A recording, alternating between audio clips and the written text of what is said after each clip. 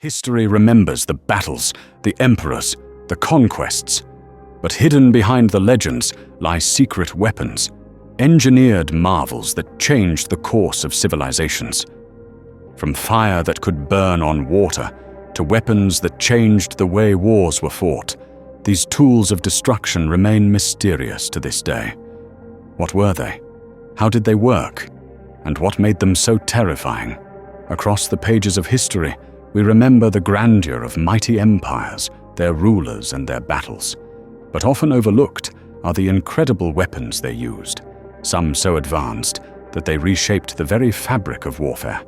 These secret weapons were not simply tools of destruction, they were the driving forces behind the rise and fall of civilizations. Weapons like Greek fire, Roman ballistae, and the war elephants of Carthage struck terror into the hearts of enemies and ensured victory on the battlefield. For centuries, the true nature of these weapons remained shrouded in secrecy. Their inventors guarded their formulas, and only the most trusted soldiers had the knowledge to wield them. Whether by sheer force or ingenious design, these weapons were the deciding factors in some of the ancient world's most famous battles. Today, we'll uncover these hidden marvels, explore their incredible mechanisms, and examine why they were so effective in shaping the course of history. Among the most feared weapons of the ancient world, Greek fire was a weapon so potent and mysterious that its exact composition remains unknown to this day. Invented by the Byzantines in the 7th century, Greek fire was a devastating naval weapon, capable of burning through water, something thought to be impossible. For centuries, it gave the Byzantine Empire an almost unbeatable advantage in naval combat. Historians still argue about its composition.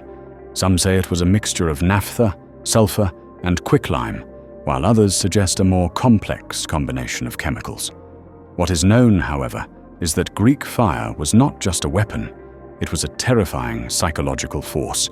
When unleashed, its flames could engulf entire fleets of ships, making the sea itself a battleground of fire. The weapon was deployed using siphons mounted on ships, hurling flaming oil onto enemy vessels with deadly accuracy. The very nature of its composition made it difficult to extinguish, burning even on water. Its effectiveness was so feared that many of the Byzantines' enemies described the weapon as the fire of the gods. Despite attempts by other empires to replicate Greek fire, its secret was never fully revealed. Only a handful of people within the Byzantine Empire knew the recipe, and upon the empire's fall, the knowledge vanished into history. Long before gunpowder changed the course of warfare, the Romans mastered long-range artillery with their ballistae and scorpions. These powerful weapons, designed to launch massive bolts or stones at distant enemies, became a cornerstone of Roman siege warfare.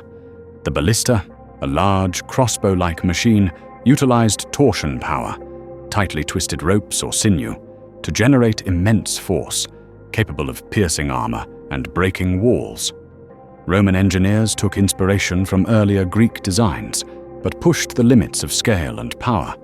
On the battlefield, the ballistae were often used to break enemy formations or take down siege walls. The scorpion, a smaller version of the ballista, was portable and could be operated by a single soldier, making it ideal for field battles. It was deadly accurate and capable of launching bolts with precision, perfect for targeting enemy officers or key positions. The Romans understood the importance of battlefield mobility, and thus their artillery wasn't just restricted to large sieges, but was also incorporated into smaller skirmishes. The ballistae's effectiveness in campaigns, such as Julius Caesar's conquest of Gaul, showcased their ability to not only destroy, but also demoralize opponents.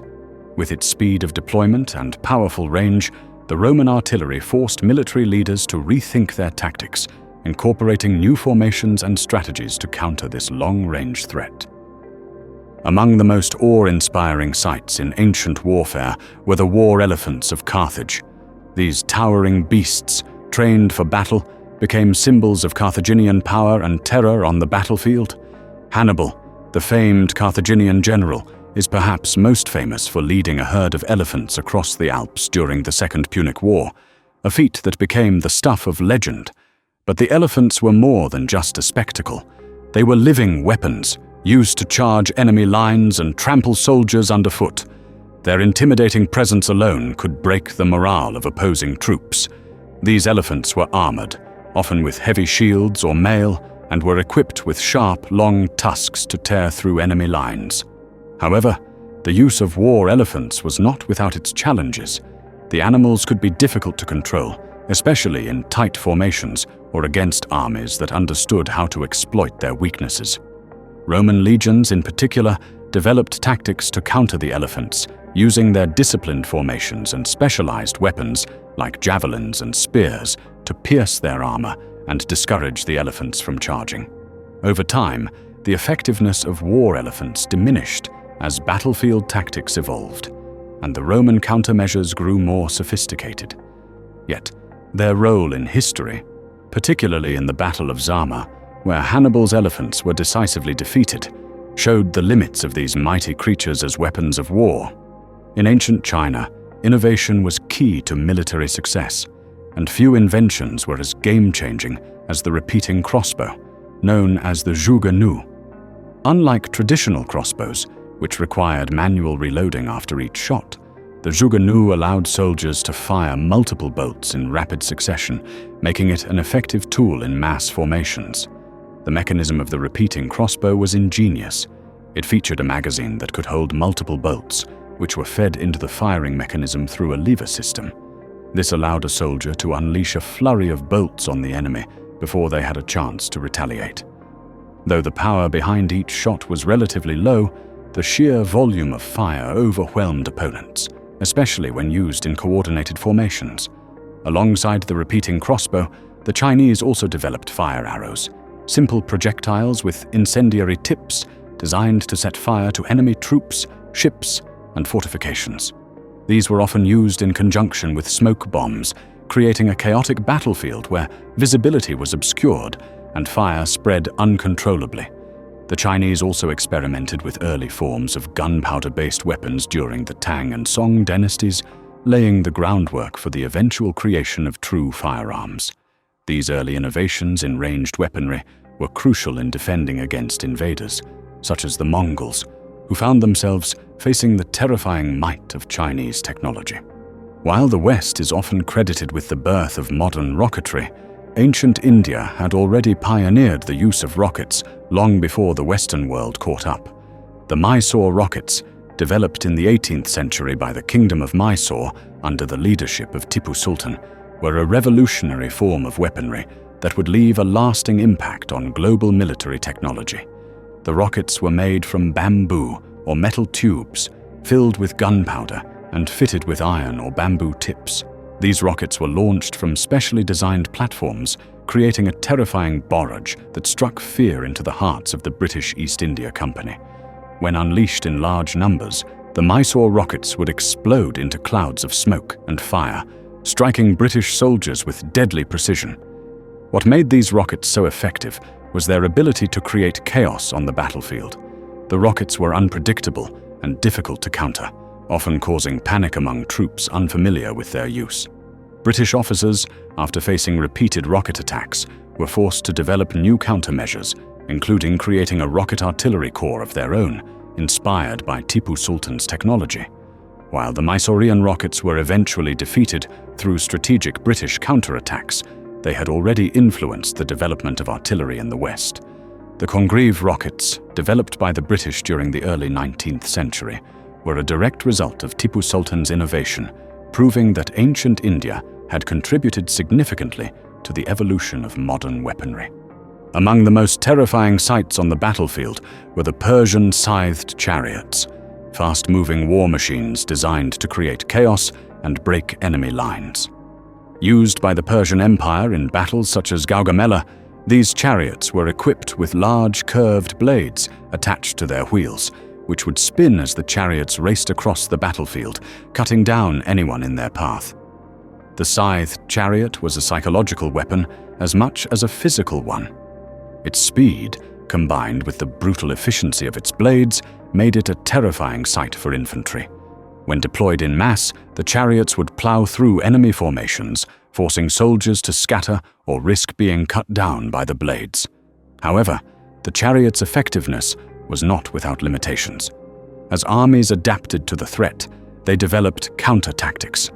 The Greeks and Romans, for example, used their disciplined formations to hold off the chariots, while spearmen would target the horses pulling them, rendering the chariots useless. Over time, as battlefields became more open and infantry formations more organized, the scythed chariot became less effective, eventually fading from use. The Mayans, renowned for their advanced knowledge of astronomy, architecture, and art, also created weapons that were as deadly as they were innovative. The MACUAHUITL, a wooden sword embedded with razor-sharp obsidian blades, was one such weapon, feared for its ability to decapitate enemies in a single strike. Obsidian, a volcanic glass known for its sharpness, was carefully crafted and embedded along the edges of the MACUAHUITL, creating a weapon with a cutting edge that rivaled steel. This was a weapon that could easily slice through armor, flesh, and bone. Mayan warriors used these weapons in both military campaigns and ritualistic battles, where the objective was often not only to defeat the enemy, but also to capture them for sacrifice. The MACUAHUITL, alongside obsidian-tipped spears and arrows, was a symbol of Mayan martial prowess. The weapons were meticulously crafted, with obsidian blades being flaked and sharpened to perfection. While the MACUAHUITL's sharpness was unmatched, the weapon also had limitations, as the obsidian blades were brittle and prone to breaking under pressure. Despite these weaknesses, the weapon was a formidable force in combat, and its use is depicted in Mayan codices and art, showing its integral role in their military culture. The Mayans' innovation in weaponry, combined with their expert knowledge of materials, made their warriors a deadly force in ancient Mesoamerica. While much of military innovation focuses on offensive weapons, defensive technologies were just as crucial to the success of ancient empires. Some of the most ingenious strategies revolved around creating defensive systems that could withstand the most brutal assaults. One such example is the Roman testudo formation, a defensive maneuver where soldiers would interlock their shields to form a nearly impenetrable wall of protection. This formation allowed Roman legions to advance on enemy positions with relative safety while maintaining a strong defense against missiles and projectiles. The testudo was a testament to Roman discipline and coordination, as soldiers relied on each other to hold the line. In siege warfare, defenders often used boiling oil, sand, and pitch to repel attackers. From towers and battlements, defenders would pour these scalding liquids onto invaders attempting to breach the gates. The effects were devastating, burning and disorienting those below. Other innovations included complex trench systems designed to trap enemies or force them into kill zones, where archers and soldiers could decimate them. In Byzantium, chain booms were strung across harbors to prevent enemy ships from breaking into vital areas, while the use of angled walls in fortifications helped deflect incoming projectiles and offer better protection to defenders. Not all secret weapons were known to have existed. Some remain the stuff of myth, while others, shrouded in mystery, leave us questioning whether they were real or simply the product of imagination. Among the most famous of these lost or hypothetical weapons is Archimedes' legendary death ray. According to some accounts, Archimedes, the great Greek inventor and mathematician, devised a method to use the sun's rays to set fire to enemy ships. The mechanism supposedly relied on large, polished mirrors to focus sunlight onto the ships, igniting them from a distance. Though many historians argue that such a device would have been impractical, especially in a real-world battle scenario, the idea persists as one of the greatest lost technological marvels of ancient times. Another fascinating example is the Baghdad battery, a clay jar containing a copper cylinder and an iron rod, which some believe could have been used as an early form of a galvanic cell, essentially a precursor to the modern battery. Whether it was used for electroplating or as a weapon of war, the purpose of this artifact remains a mystery, and it fuels much debate among scholars and historians alike. Other lost weapons include the Indian Vimana, flying chariots mentioned in ancient texts and epics, raising questions about the technological knowledge of the ancient world. Though there's no definitive proof, these tales invite the possibility that our ancestors may have once possessed knowledge far ahead of their time. The ancient world was not just about warfare on the battlefield. It was also a world of arms races, espionage, and the secretive exchange of military technology. Much like the modern world, empires constantly sought to outdo each other in the development of new and more devastating weapons. The Romans, for example, were known for their ability to adapt and improve upon technologies they had captured. The Chinese secrets of gunpowder, which were once a closely guarded state secret, eventually made their way westward and sparked a revolution in military weaponry. The spread of knowledge, whether through espionage, trade, or captured war machines, played a key role in shaping the tactics of ancient civilizations. Roman engineers often visited rival empires to learn their secrets, and the same was true for the Carthaginians, Persians, and Greeks. These nations built on each other's innovations, creating a constant flow of technological advancements and countermeasures. The arms trade between the Mediterranean powers was pivotal, with weapons, designs, and knowledge crossing borders, sparking fierce competition among rival empires. Engineering advancements were driven by necessity. Rome's need for advanced siege weapons during wars with Carthage led to the creation of more powerful catapults and ballistae. Similarly, the Carthaginian Empire was known for its innovations in elephant armor and war tactics, constantly adapting to the evolving challenges of battle. Even the Mongols were influenced by the Chinese, incorporating siege technology into their own military campaigns. It was not only the engineers who shaped this race for weapon superiority. Smiths, blacksmiths, and artisans worked tirelessly to create stronger, more reliable weapons. They were the unsung heroes of the ancient arms race, crafting the very tools that would tip the scales of war. What separated a successful secret weapon from a failed one? The answer lies in several key factors that determined their effectiveness: surprise, psychological impact, ease of deployment, and adaptability to the environment. First, there's the element of surprise. A weapon that was previously unknown to an enemy had an immediate advantage. The shock and awe of a new weapon could demoralize an opposing army, making them vulnerable even before the weapon was fully understood or countered. Then there was the psychological impact. Weapons like Greek fire, war elephants, and the Roman ballistae didn't just kill, they instilled fear. The sheer sight of a flaming warship or a charging elephant could break morale, and a quickly reloaded ballista could turn the tide of a battle before the enemy had time to react. Ease of deployment was another crucial factor. If a weapon required complex preparation or was hard to transport, it might not be as effective in the heat of battle.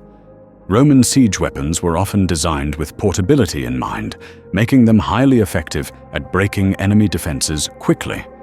Lastly, the weapon had to be adaptable to various battlefields. Weapons like the Chinese repeating crossbow worked well in mass formations, while the Mayan MACUAHUITL was suited to close combat. A weapon that could adapt to the terrain, enemy tactics, and available resources had a higher chance of success. The weapons of the ancient world, from Greek fire to the Mayan MACUAHUITL, laid the foundation for the arms races that would continue through the centuries, right up to the modern day. Many of these innovations not only shaped the tactics and strategies of their time, but have left their mark on the technologies we use today. The flamethrowers of the Byzantines inspired modern fire-based weaponry, while the BALLISTAE and scythed chariots foreshadowed the development of modern artillery and armored vehicles. Even ancient rocketry in India would find echoes in the technology of the space age. Beyond the technological impact, these ancient weapons teach us valuable lessons about the importance of innovation, adaptability, and psychological warfare. Behind every empire, there was a weapon that changed the rules of the game. As we look at the advancements we've made today, we must remember that the ingenuity of those who came before us continues to shape the tools we wield. The legacy of these secret weapons lives on, not only in the history books, but in the very weapons that have become commonplace in our modern world.